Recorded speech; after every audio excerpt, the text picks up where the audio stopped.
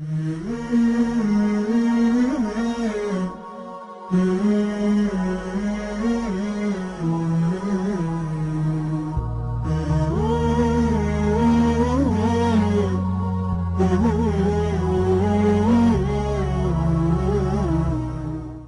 afternoon, ladies and gentlemen. My name is Klekn. I'm the CEO of the National Expert and Training Center for Breast Cancer Screening in the Netherlands. And first of all, I want to thank the organization committee for inviting me to present the presentation Starting a Screening Program and Quality Control. I'm a colleague of the former speaker, Arten Hete, and he also told about the context of the screening. And the context of the screening and context of my presentation is that I'm also talking about screening, breast cancer screening, mammographic breast cancer screening, and the mammographic breast cancer service program, service screening. And service screening is an organized population-based screening program. Thank you.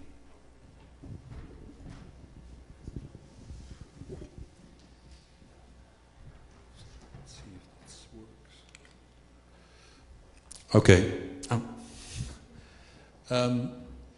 Before starting a screening program, it's very important that you know what kind of screening program do you want. Do you want an opportunistic, hospital-based and service screening, so an opportunistic, hospital-based or a service screening, and it's important that you know what kind of screenings test do you use. In my presentation, I will point out several points for setting up a business plan for a screening organization. And I will go into the quality assurance. Before you start a screening program, there are some points of attention to make, and some of those points are from the Wilson and Junger rules. First of all, screening is justified if there's an important health problem, and if an accepted treatment for recognized disease is available. So this is very important because you have to have an important health problem to go to screening, and there must be an accepted treatment for this disease. Also, for an organized screening program, you have to reach the entire target population for call and recall. So you have to have a system that you can identify the women you are going to invite to the screening program. And the compliance of more than 50% make a program effective.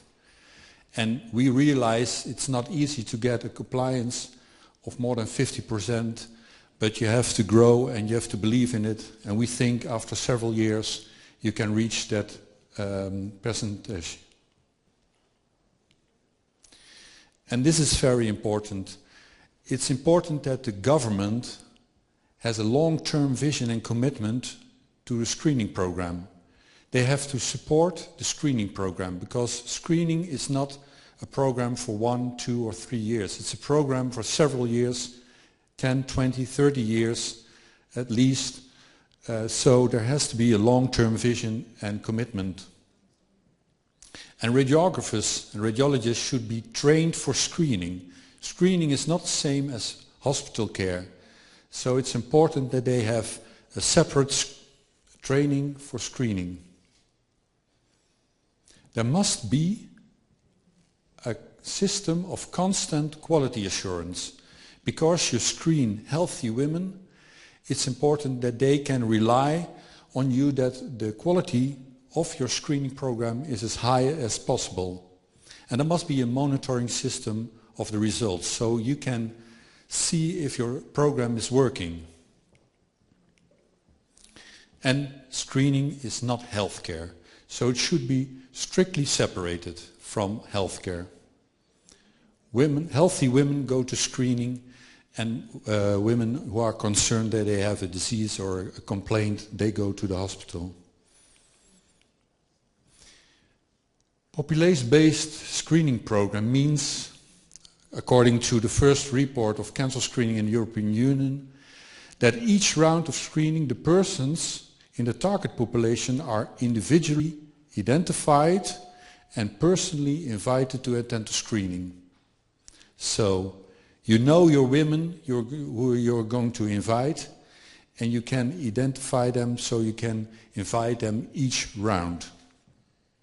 And generally, this requires a high degree of organization and population register.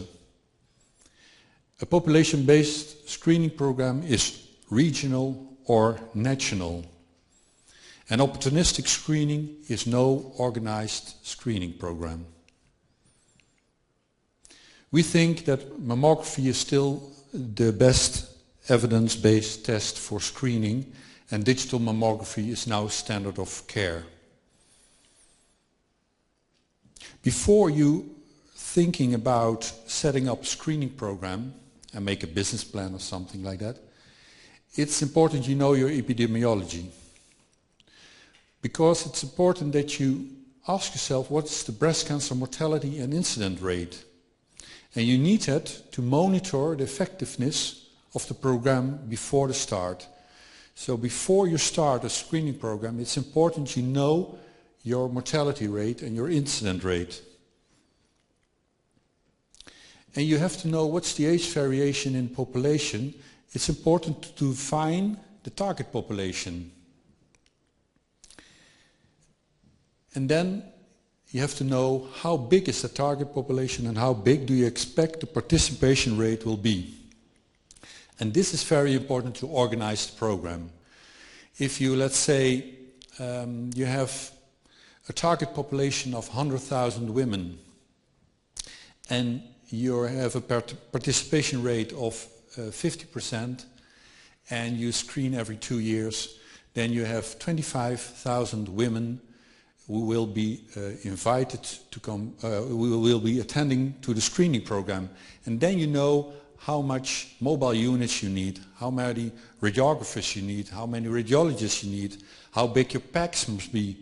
So it's important to know your epidemiology so you can organize a good screening program. Well, this is from the cancer report in 2007 already mentioned. And then you see that breast cancer is the most common cancer in Saudi Arabia. So do you have an important health disease? Yes, you have. And 26% of the most common of the female population cancers is 26% is breast cancer. So you could say this is very important. You have your information, so you can start a screening program. Over here you see also from the report, it's difficult to read, this is the population, I think, 39 to 44 years. Breast cancer is the most common, and it's up to 75 years. Still the most common is breast cancer, and after that it's not the most common cancer. So this is important to decide what your age, your target population will be, and the age variation will be between 30 years and 75 years, and you have to decide to look into the numbers exactly to define the target population. Of course, when you set up a screening program, you need something like a project organization, project leader, a board, a foundation, people who are believing in the system, believing in screening, and they have a lot of energy and motivation to set up a good screening program. And you set your goals within how many years you want to set up and implement a good screening program, because it takes years. In Holland, in Netherlands, it took several years to roll out the whole screening program. And in that period, it's important that you have finance for the project, because otherwise the projects will stop because of lack of finance. And this is very important. The commitment of the stakeholders. And it means that, first of all, the government has to support a long-term screening program. That's important. And you have to have something like a public registry, or to invite women every 2 rounds to the screening program. And if you don't have a good public registry, perhaps you can use the information from the health insurance companies or other systems in your country who have a lot of information where women live and how you can reach them. But it's always difficult to get women to the screening program. They have to have a mindset that something new like screening in a country can save lives. Very important is the support of the hospital, because when a woman gets referred from screening to the hospital, it's important that within a few days women can attend to the hospital for treatment. In the Netherlands we have sometimes that women would have to wait for 6 weeks, and it's terrible. We get very angry when we hear that. And also we think it's very important to convince the family doctors or the GPs that screening is good for women, so that they can talk to women, they can advise women to participate in the screening program. Then you have the primary process. You have to decide, are you going to use double-blind reading? And how are you going to set up a screening unit? You have to make a choice for a mammographic system. There are a lot of good systems, but there are also very bad systems. And you have to make a choice for a workstation and a PACS. And it's important, and I saw in one of the slides of Dr. Meyer, that there's also that you describe your process. This is an example of a process, but this gives you the opportunity to organize each step and to describe each step. Okay, when a woman is invited, what's the first step? She will attend or she will not attend. Okay, what do we have to do if they are not attending? In the Netherlands, you get a new letter, a new invitation if you're not attending to screening. So it's an example where you can decide how you set up your screening program, how to describe it, and to organize each step. And also you have to make a choice, are we going to work with a fixed unit or a mobile unit, or both? Do we have the staff to examine the screening? Are they available, and do they have the right quality? Is there enough finance to do screening for more than 10, 20 years? And very important is the ICT. Do we have a good PACS? Do we have a good workstation? Do we have a digital workflow? Some examples. We helped to set up a screening program on the island of Curaçao. It's between North and South America, and it's a former Dutch island. And they chose to have a fixed unit, only a fixed unit, because it's a small island and all the women are able to come to the fixed unit. So this was the best solution. We also work with a hospital area in Brazil, and you can see these are different roads. They have to have a very good truck to go to all the small places in the middle of their region, and that's different from Holland, where we have good roads, we don't have any mountains, and we don't have a desert, and we have a lot of mobile trucks, and they are mostly about, I think, 1 or 2 months in one place. You don't see any truck, it's only the unit, and then once in every 2 months a driver will come with his truck and transport this mobile unit. And I was very happy that yesterday I saw your own mobile truck of Medina in the front of this hotel. So you have already made a decision to use mobile units next to a fixed unit. Most important is culture, but we think as a national expert and training center that the level of quality can be the same all over the world.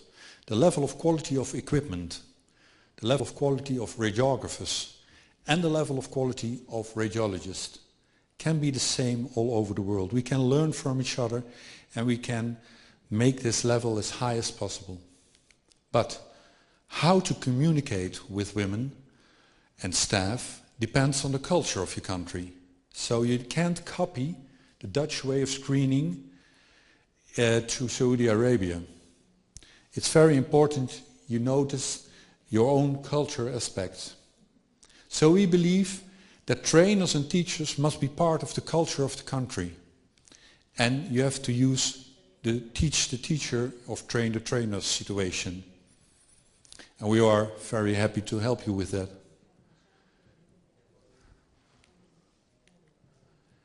The communication and information is very important because it's all about the awareness of women. It's about early detection, and women have to know that. And it's very important how you invite women and how you tell them about the results. It's very important to give them the right information about screening. Not only the benefits, but also the harms, but in the right balance. And communication with family doctors, screening and hospital is very important, especially for the follow-up. So a hospital has to know, okay, we have a screening program, so that means that there will be some women referred to the hospital and we are ready to take care of them. Quality assurance. A breast cancer screening program demands the best possible quality of equipment and staff. That's our goal. We think this is important. If you have a screening program, if you screen healthy women, they have to rely on the best quality you can provide. So you could say there's some kind of chain of quality.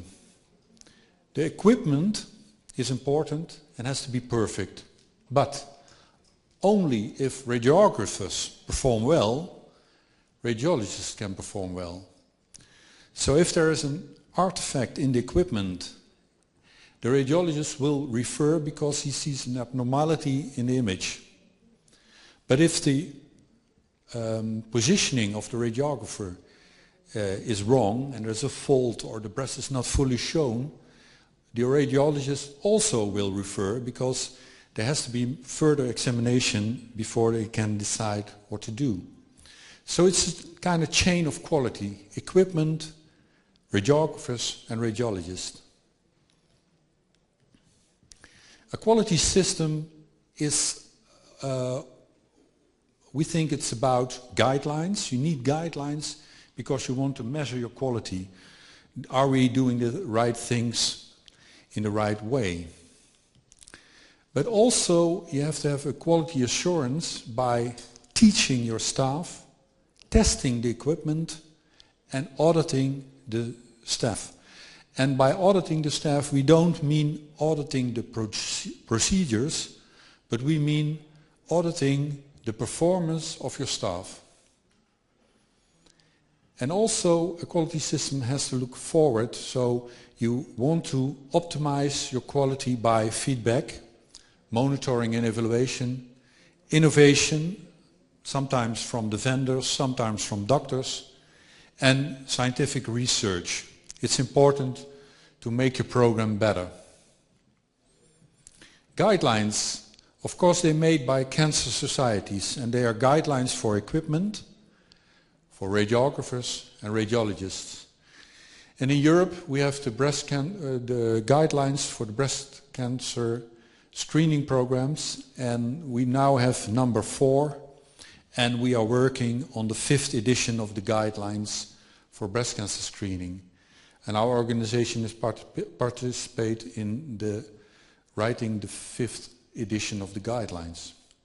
Those guidelines are important for your uniformity. So all the radiographers work in the same way, make an image in the same way, and all the radiologists do their reading in the same way. So that's important, so you can reproduce your reading. So every 2 years the mammograms look the same, and you can, as a radiologist, easily compare the rounds.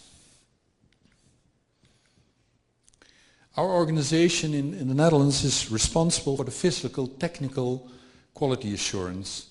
And that means that we do type testing of new mammographic systems. And only if we say it's good for screening, then the screening organizations can buy that machine and use it for screening. And if they buy a machine and they install it, then we come over and do an acceptance test. And after that, they are allowed to go screening. And in the screening process, we do weekly tests, half-year tests. And because it considers a lot of information, we choose to have KnowledgeNet on our website, so people can read about what the test is about. But also you can read which machine is approved. For radiographers, we do the same. Every radiographer who works in the screening program in the Netherlands has had an education in our center. And we do quality audits every 3 years with radiographers. And then we look at the images they made. Is the positioning good? Did they perform well? And here you see pictures of training in Curaçao and in Brazil. And it's important that we also have KnowledgeNet for radiographers, so they can read on the internet how to make a special mammogram or what kind of procedures there are. It's all the same for the radiologist. We have a training center, and you see a lot of radiologists behind the workstation, and this is one of our members of the LSCB, and he is giving advice how to read mammograms. Every radiologist has to have an education in our center before they are allowed to read mammograms in the screening program. We also do the quality audits with all the radiologists in the screening program, and with them we look at all the interval cancers. We look at all the cases they referred, and did they perform well. It's a very tense situation because they have to be open in their work and they get feedback on their work. And also for them we have KnowledgeNet, so they can read a lot of the procedures or the tips or the advices we can give them. I've been asked to tell something about our organization and what we have planned. Each year we have a training, digital breast cancer screening for radiologists, and it's an international training in the first week of June. And it's a very individual training for 10 radiologists from all over the world. It's very popular. Each year we are very successful and fully booked out. So for this year's, the first week of June, there's still some places left for an international training. We also developed a European course of breast cancer screening for radiologists with a diploma. And we were asked by the European Society of Breast Imaging to set up such a course, and they want to have a diploma for European radiologists who are screening in centers in Europe, so that there is a uniform diploma and a degree. And the latest thing we did, we developed a self-test for radiologists and for radiographers. So it's a test with 60 cases where the radiologist has to score in which place there is an abnormality and how they define that abnormality, and then they can see for themselves if they are good are less good radiologists. We developed also some posters about positioning for radiographers.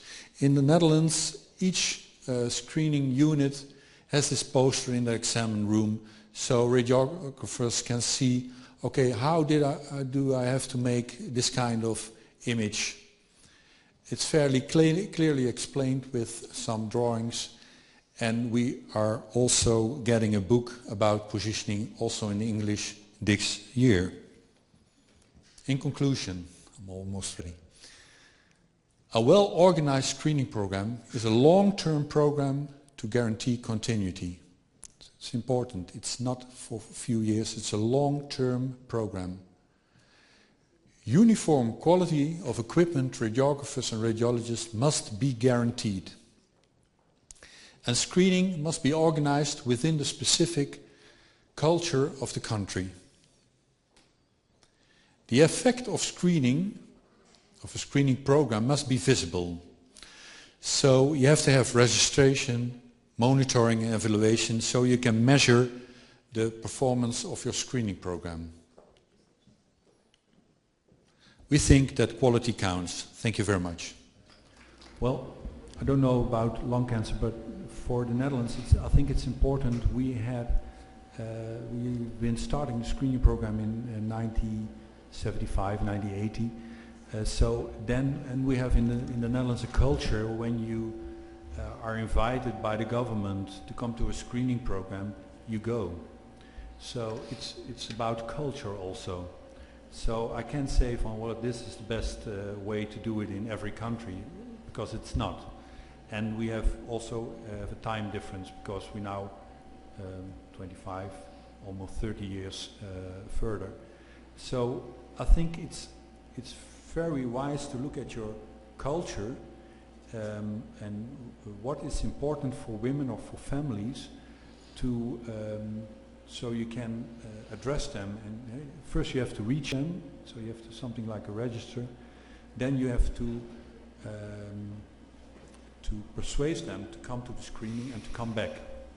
So it's very important to communicate with them within your culture.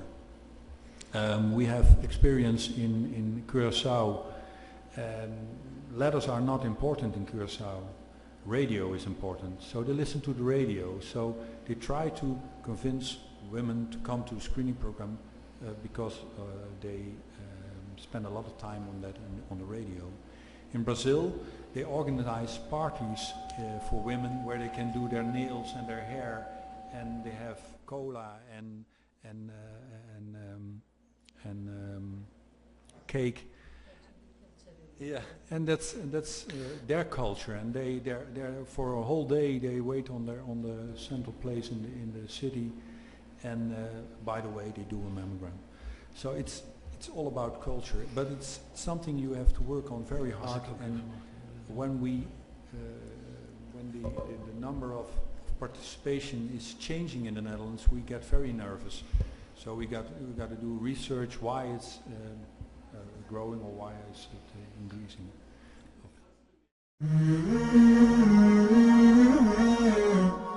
Okay.